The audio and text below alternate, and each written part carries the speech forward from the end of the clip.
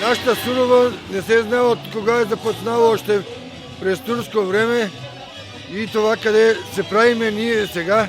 Поддържаме традицията на старите хора. Ние нямаме такива нови персонажи.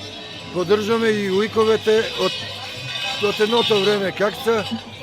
Предава се от баща на син, от дедо на внук.